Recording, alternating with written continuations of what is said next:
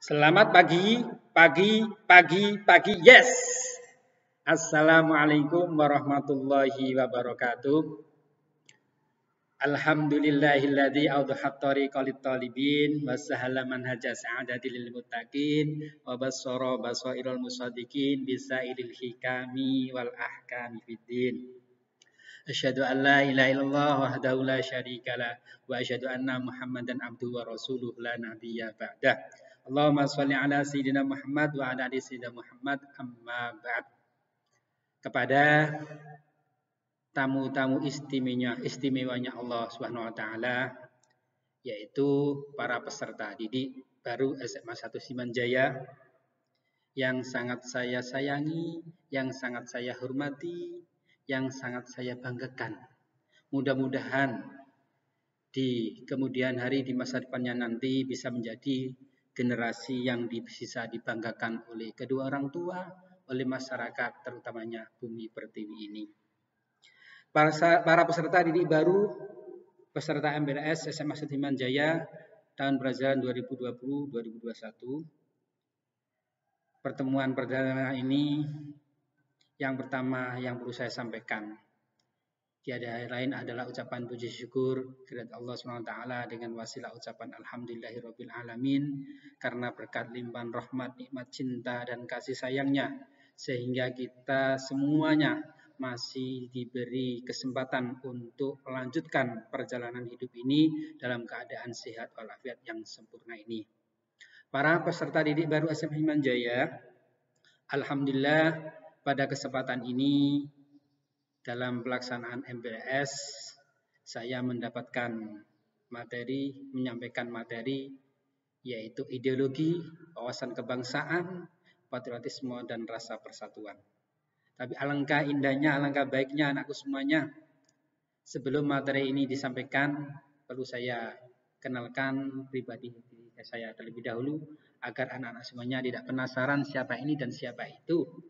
Tutup poin saja, nama saya Sirojul Munir, asli tempat tanggal lahir atau alamat lengkap yaitu Dusun Tulung, Desa Wanar, Kecamatan Pucuk, Kabupaten Lamongan.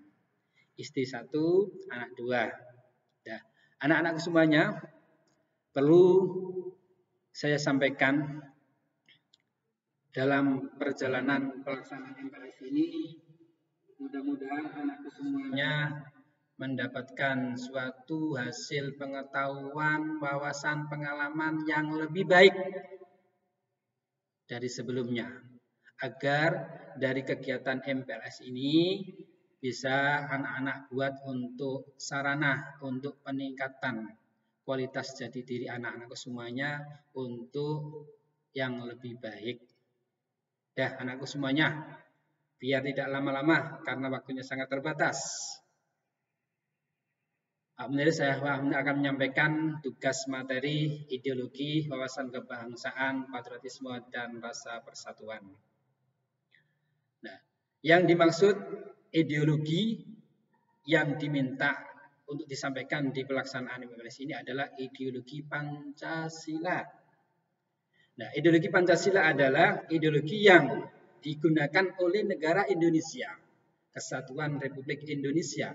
Hal ini berarti bahwa semua nilai-nilai yang terkandung dalam Pancasila harus diterapkan dalam kehidupan sehari-hari oleh rakyat Indonesia. Agar kita memahami ideologi yang digunakan oleh negara Indonesia, maka artikel ini atau materi yang disampaikan Pak Munir ini akan membahas tentang ideologi mulai dari makna, fungsi, serta nilai-nilai yang terkandung di dalam ideologi Pancasila. Ya. Pengertian ideologi anak-anak semuanya, simak. Ideologi merupakan gabungan dari bahasa Yunani, idios, dan logos, yang berarti tujuan, atau juga bisa cita-cita, atau bisa juga sudut pandang, atau juga pikiran dan pengetahuan. Ya. Ideologi merupakan seperangkat ide atau keyakinan yang menentukan cara pandang seorang untuk mencapai tujuan dengan berdasar kepada pengetahuan. Nah, dari penjelasan di atas anak-anak semuanya dapat kita ketahui bahwa ideologi Pancasila merupakan kumpulan nilai dan norma yang menjadi landasan keyakinan dan cara berpikir untuk mencapai tujuan dengan berdasarkan kepada 5 sila dalam Pancasila. Sehingga negara yang memiliki ideologi Pancasila juga memiliki sebuah dasar negara yang berdasar Pancasila. Dasar negara menjadi sebuah tatanan untuk mengatur penyelenggaraan negara serta menjadi pedoman hidup negara. Ya. Makna ideologi Pancasila, setelah memahami pengertian dari ideologi, kita perlu mengetahui bahwa Pancasila sebagai ideologi nasional bangsa Indonesia juga memiliki makna sebagai berikut. 1. Nilai-nilai yang terkandung dalam Pancasila menjadi cita-cita yang hendak dicapai menjadi pedoman hidup dalam penyelenggaraan negara. 2. Pancasila disepakati bersama dan digunakan sebagai prinsip yang dipegang teguh dan menjadi sarana pemersatu bangsa Indonesia. Nah, kedua makna di atas menunjukkan bahwa Pancasila menjadi fundamental dalam kehidupan bernegara di Indonesia. Apabila sebuah wilayah di Indonesia memiliki kebijakan tanpa berlandaskan Pancasila, maka secara otomatis aturan tersebut tidak berlaku karena tidak sesuai dengan aturan yang ada dalam Pancasila. Oleh karena itu semuanya peraturan yang ada di lingkungan kita, yang ada dalam diri kita, di keluarga kita, pribadi diri kita, terlebih-lebih peraturan yang ada di dalam suatu negara harus sesuai dengan dasar ideologi Pancasila. Oleh karena itu semuanya aturan harus sesuai dengan ideologi Pancasila. Nilai-nilai ideologi Pancasila. Pancasila memiliki 5 sila yang memiliki nilai ketuhanan, kemanusiaan, persatuan, kerakyatan, dan keadilan. Nilai-nilai ini menjadi dasar atau hidup berbangsa dan bernegara. Nilai-nilai tersebut adalah nilai yang bersifat objektif dan yang bersifat subjektif. Terus apa yang disebut dengan nilai objektif? Nilai-nilai objektif yaitu nilai Pancasila yang memiliki sifat objektif yang berarti 1. Rumusan dari sila Pancasila memiliki makna yang paling dalam. 2. Pancasila yang terdapat pada pembukaan Undang-Undang Dasar 1945 sebagai kaidah pokok yang mendasar. 3. Nilai-nilai Pancasila akan tetap ada sepanjang masa dalam kehidupan berbangsa Indonesia. Yang kedua, nilai subjektif. Nilai-nilai Pancasila bersifat subjektif yang berarti keberadaan nilai Pancasila bergantung pada bangsa Indonesia sendiri. Hal tersebut dikarenakan 1. Nilai-nilai Pancasila muncul dari bangsa Indonesia. 2. Terdapat nilai-nilai kerohanian yang terkandung di dalam Pancasila. Yang ketiga, menjadi pandangan hidup bangsa Indonesia. Yang keempat, nilai-nilai Pancasila berasal dari tubuh serta berkembang dari budaya bangsa Indonesia. Nah, selanjutnya fungsi daripada ideologi Pancasila.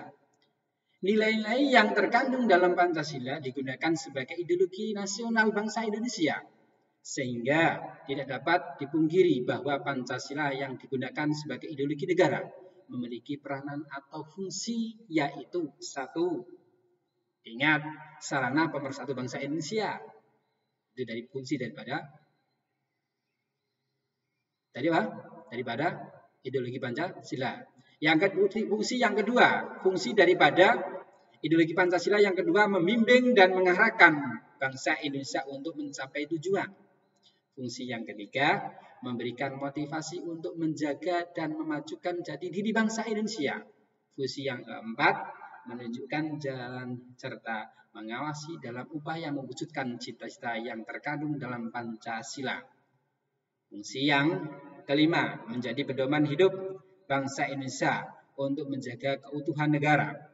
Fungsi ideologi Pancasila yang keenam yaitu menumbuhkan jiwa nasionalisme dan patriotisme. Itu materi tentang masalah ideologi. Materi yang selanjutnya yaitu wawasan kebangsaan.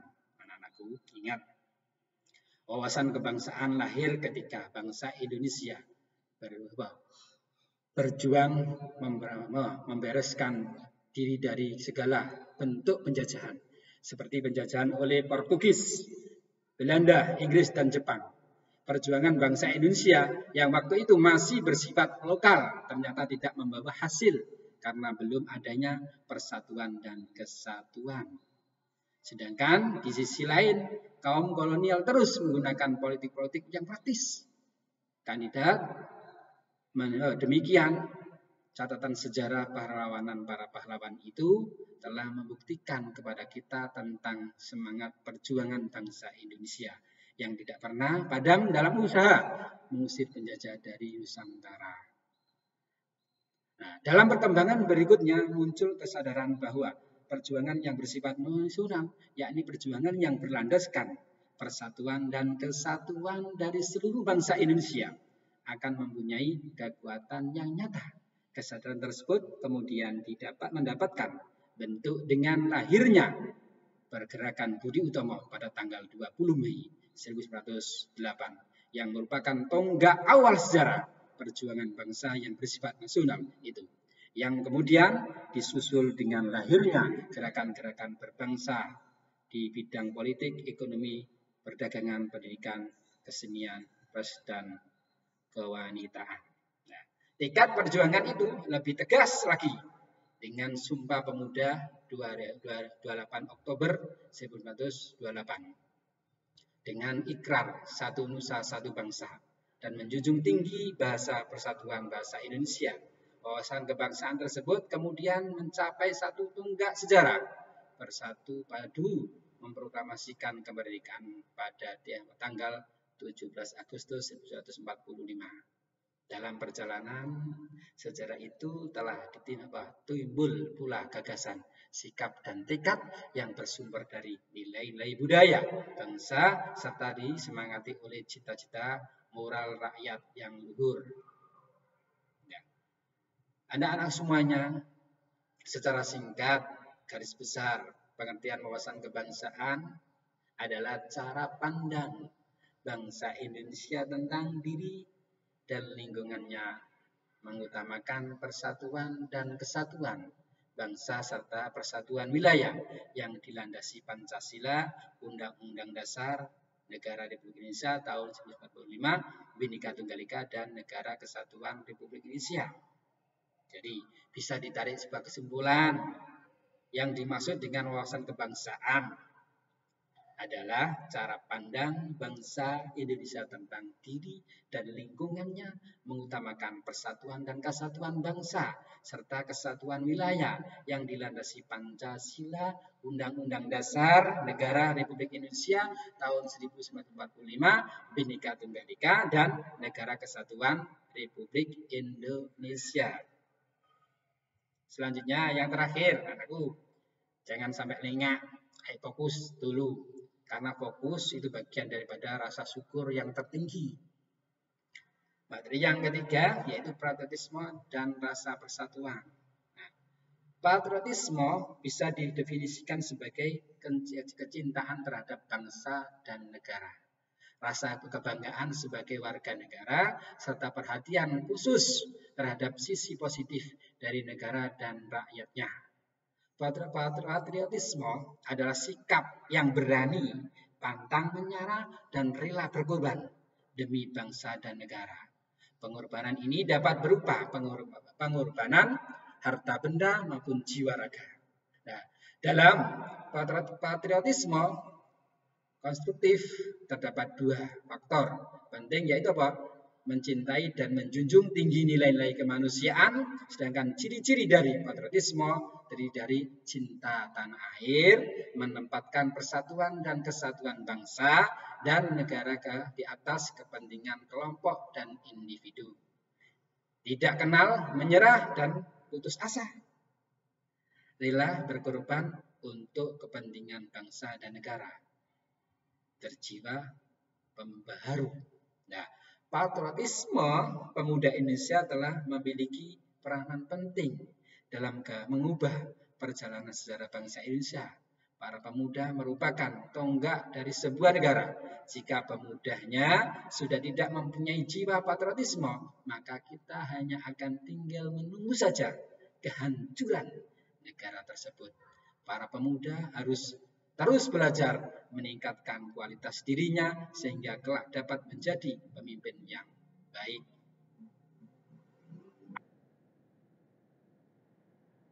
Sikap-sikap yang dapat kita lakukan untuk menunjukkan bahwa kita memiliki jiwa patriotisme.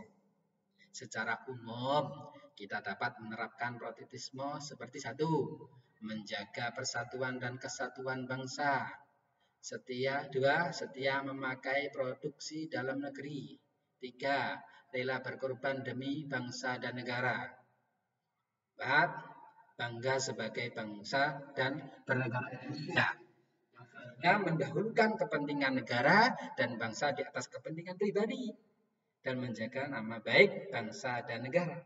Semangat patriotisme sangat diperlukan dalam membangun bangsa dan negara. Setiap elemen bangsa bekerja dan berjuang keras mencapai jati diri dan kepercayaan diri sebagai sebuah bangsa yang bermartabat. Kita oleh karenanya pantas berbangga terhadap negara kita, anak-anak, karena negara ini didirikan di atas nilai yang menghargai manusia dengan segala dimensi yang ada di dalamnya, seperti dimensi religius, ketuhanan, dimensi sosial politik, sosial, ekonomi, dan politik, atau juga persatuan kerakyatan dan keadilan. Negara ini tidak didasarkan atas nilai religius saja, atau humanis saja, tetapi kesemuanya disusun dan ditetapkan dalam satu kesatuan yang saling berkaitan. Oleh karena itu anak-anak semuanya bisa ditarik sebuah kesimpulan dari awal sampai akhir, mulai dari ideologi, wawasan kebangsaan, patriotisme, dan rasa persatuan. Kita sebagai warga negara Indonesia, kita harus senantiasa bisa memanifestasikan seluruh 5 sila yang ada dalam ideologi Pancasila itu. Dalam arti, seluruh perjalanan hidup kita tanpa terkecuali, mulai dari tidur sampai mau tidur lagi, semuanya harus mengacu sesuai dengan 5 sila dasar ideologi Pancasila itu. Oleh karena itu, jikalau kita sebagai peserta didik baru SMA 1 Semanjaya, sebagai warga negara Indonesia, sebagai masyarakat Indonesia, kalau sudah benar-benar berkomitmen mengamalkan, melaksanakan secara totalitas dalam perjalanan hidupnya 5 sila itu, yang jelas kita bisa dikatakan sebagai warga negara yang baik dan benar. Kalau toh dalam benak pikiran anak-anak semuanya ada yang bertanya, Pak, saya kan selain sebagai warga negara Indonesia juga beragama Islam yang mempunyai kitab dasar utama pokok dalam agama itu, yaitu Al-Quran dan Hadis. Kira-kira Pak, saya sebagai warga negara Indonesia dan sebagai orang yang beragama Islam, saya dahulukan mana Pak? Mendahulukan Pancasila atau Al-Quran dan Hadis sebagai acuan perjalanan hidupku? Jawabannya to the point, singkat padat. Kalau anak-anakku semuanya sebagai peserta didik baru Semanjaya, sebagai warga negara masyarakat Indonesia, sudah berusaha semaksimal mungkin melaksanakan semua sila, 5 sila yang ada dalam ideologi Pancasila itu, secara otomatis anak-anak sudah mengamalkan Al-Quran dan Hadis. Tetapi sebaliknya, kalau meremehkan 5 sila, nilai-nilai 5 sila yang ada dalam ideologi Pancasila itu, yang jelas kalian semua atau kita semua sama juga meremehkan Al-Quran dan Hadis. Mengapa kok begitu? Karena 5 sila yang ada dalam ideologi Pancasila itu dikatakan oleh Hadratus Syekh Kiai Haji Muhammad Hasyim Asy'ari sudah final. Oleh karena itu, sudah tidak meragukan lagi. Di masa sekarang sudah ada yang bisa menyamai atau lebih menandingi kealiman beliau, kewirayaan beliau, kezuhudan beliau. Sudah tidak ada. Ya ada ya, tidak 100% lah. Oleh karena itu anak semuanya, kita sebagai peserta didik baru SMA 1 Simanjaya, apalagi sebagai warga negara Indonesia, agar senantiasa diri kita bisa meningkatkan kualitas diri kita sebagai manusia yang sempurna. Mari kita berusaha semaksimal mungkin untuk merealisasikan, mengamalkan, memanifestasikan 5 sila nilai yang ada dalam ideologi Pancasila itu dalam perjalanan hidup tanpa terkecuali. Karena kalau kita sudah mengamal, kalau kita anak semuanya, kalau kita sebagai peserta didik SMA 1 Simanjaya baru, saya ulangi, kalau kita menjadi peserta didik SMA 1 Simanjaya baru, menjadi warga negara Indonesia yang baik dan benar, maka seluruh aktivitas perjalanan hidup kita ini mengacu pada 5 sila dasar ideologi Pancasila itu. Insya Allah, kalau kita sudah berusaha semaksimal mungkin untuk melaksanakan itu seutuhnya, sepenuhnya, hidup kita akan bahagia dunia dan akhirat. Dan itu sudah ada jaminannya. Nah, oleh karena itu, karena pertemuan materi Pak Menteri ini merupakan materi yang terakhir, mudah-mudahan dari materi yang disampaikan oleh para pemateri mulai dari hari pertama, hari Senin sampai hari Kamis ini, mudah-mudahan anak-anakku semuanya bisa mendapatkan suatu pengetahuan baru, pengalaman baru, teman baru, di mana pengetahuan, pengalaman, teman baru ini bisa menjadi salah satu sarana untuk meningkatkan kualitas anak-anak semuanya yang lebih baik untuk menyongsong masa depan yang lebih baik. Kurang lebihnya materi dari Pak Menteri ini, kalau ada pertanyaan nanti bisa langsung ditanyakan langsung agar anak semuanya lebih paham detail. Karena apa? Karena kalau kita kupas tuntas satu persatu, ini tidak cukup satu sila saja kalau kita kupas tuntas, tidak cukup. Apalagi waktu kita terbatas hanya cuma 20 menit. Oleh karena itu kurang lebihnya sampai di sini dulu ya. Selamat pagi anak-anak. Pagi. Yes. Mari kita tutup bersama-sama agar pertemuan ini mendapatkan berkah dan diampuni kalau ada kesalahan dan kekhilafan. Kita tutup dengan doa kafaratul majlis. Subhanakallahumma hamdik asyhadu an la ilaha illa anta astaghfiruka wa atubu ilaik. Assalamualaikum warahmatullahi wabarakatuh.